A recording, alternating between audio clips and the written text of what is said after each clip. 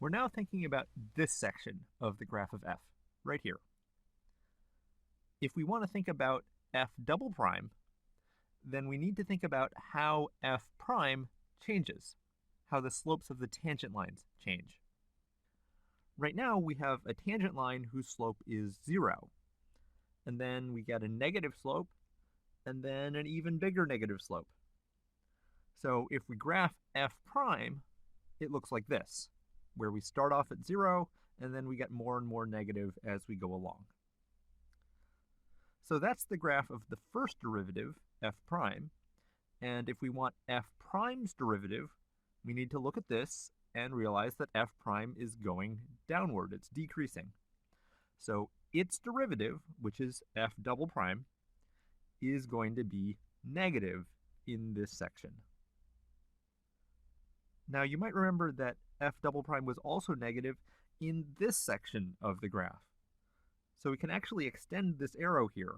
F double prime is negative over this entire interval. Is there a commonality that this entire stretch has that corresponds with f double prime being negative? The answer is yes, there is a commonality. And to see it, let's play with these tangent lines a little more.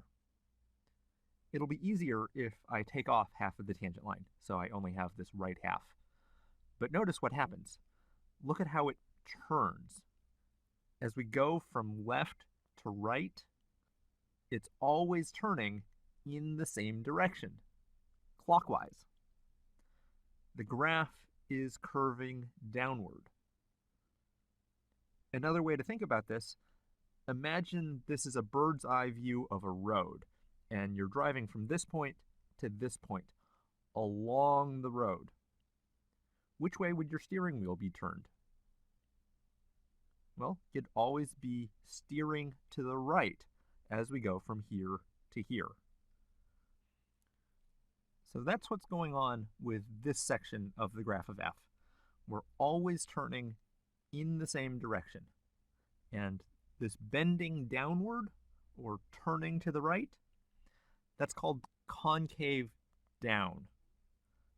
And concave down graphs correspond to negative second derivatives and decreasing first derivatives.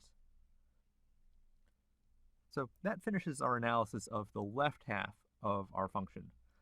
We're going to ask you to work on the right half on your own, and then we'll wrap things up and be on our way.